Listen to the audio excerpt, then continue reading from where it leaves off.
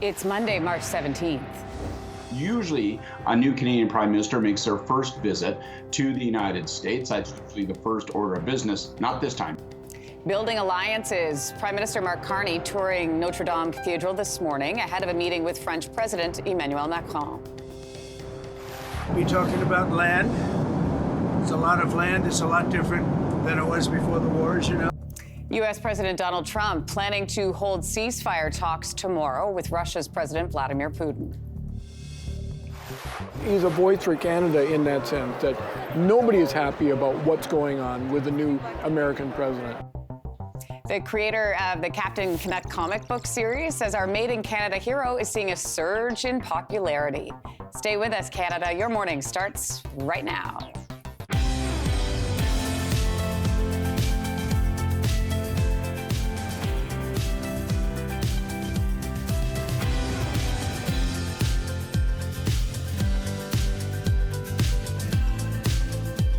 Welcome to your morning, everybody. I'm Lindsey Deluce. Hey, everybody. Happy Monday. Also, happy St. Patrick's Day. Yes. I'm Teddy Wilson. Anne-Marie's back tomorrow. And I'm Kelsey McEwen. Hope your Monday is off to a wonderful start for everyone heading back to school. Oh, right. Or back to life, a.k.a. Lindsey Deluce. That's right. After vacay. Yeah. I hope today goes well. Kids going back to I school, did not right? sleep last night. I bet. No? Yeah, you know that day after? You were wired from the vacay? I was wired, Yeah. yes. And also not used to waking up at, 3 in the morning. That'll have an A bit of a effect, time change in there, too. if you will. Yeah, Yeah. we lost an hour at one point. When I while was you were down gone. there, it changed. So when I left, Whoa. it was only 1 hour difference. And when I came back, it was a 2-hour difference. Makes a difference. Mind-blowing. All right, let's turn to some of the top news stories we're following for you on this St. Patrick's Day. U.S. President Donald Trump says he's planning to speak with Russian President Vladimir Putin tomorrow to talk about ending the war in Ukraine.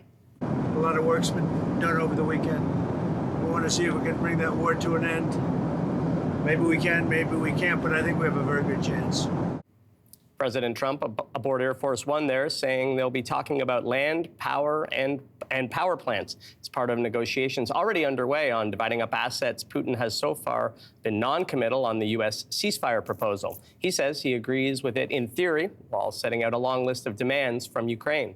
Ukrainian President Volodymyr Zelensky has always maintained that conceding territory to Russia is a non-starter. Well, the Trump administration has deported hundreds of immigrants despite a judge ordering their removals to be stopped. Hundreds of immigrants have been transported to El Salvador. They're allegedly affiliated with a prominent Venezuelan gang. The deportations were under a wartime declaration from the 18th century known as the Alien Enemies Act. A U.S. district judge issued the order over the weekend, temporarily blocking the deportations. But flights were already in the air, with one headed to El Salvador and the other to Honduras. Prime Minister Mark Carney is in France this morning in his first foreign trip since taking office. Prime Minister will meet with French President Emmanuel Macron later this morning for talks on building security and trade ties. Prime Minister Carney will also be in the United Kingdom during this trip for meetings with their Prime Minister and King Charles. No plans yet for a U.S. visit, although Carney has reached out for a phone call with President Trump. As the U.S. trade war continues, nonprofits and charities here in Canada are concerned it could lead to a drop in donations. People often don't realize that about over 50% of our funding comes from donors, not from any level of government. So it could have an impact on us if it's going to have an impact on the people who are going to make donations. According to the latest giving report from Canada Helps, 57% of charities are already struggling to meet the growing need for their services, especially as many Canadians face an affordability crisis. The combination of economic uncertainty, rising costs, and shrinking donations is creating what experts are calling a perfect storm for these organizations. Ontario's police watchdog is investigating after a suspect in a fatal stabbing was shot by police in Hamilton.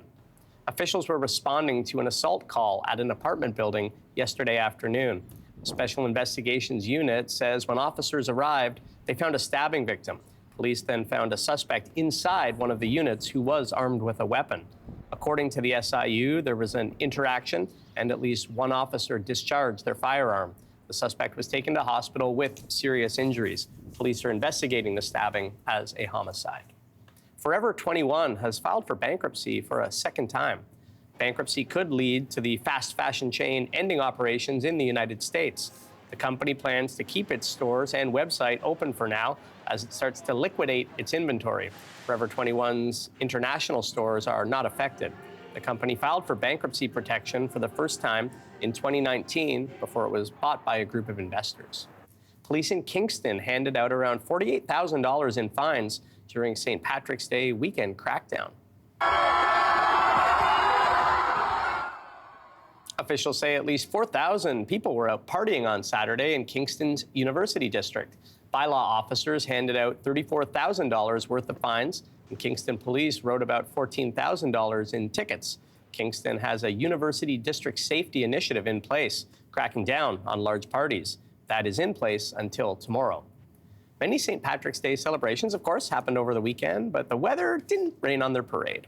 No, it is like the most truly authentic Irish weather. Like a little rain isn't going to stop anyone from coming out. Yeah, despite the little bit of rain, thousands of people lined the parade route in Toronto. There were marching bands, floats, and street performers. Toronto Mayor Olivia Chow and city councillors also took part. Meanwhile, Montreal celebrated 200 years of their annual parade on Sunday. Prime Minister Mark Carney was in attendance. A Canadian superhero is taking a stand against the ongoing U.S. trade war.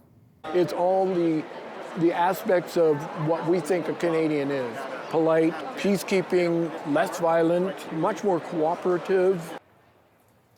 The Made in Canada superhero is shown confronting U.S. President Donald Trump in a new illustration from its creator. Another one shows him taking on Uncle Sam. Captain Canuck was a widely popular character at Toronto's Comic-Con over the weekend as well.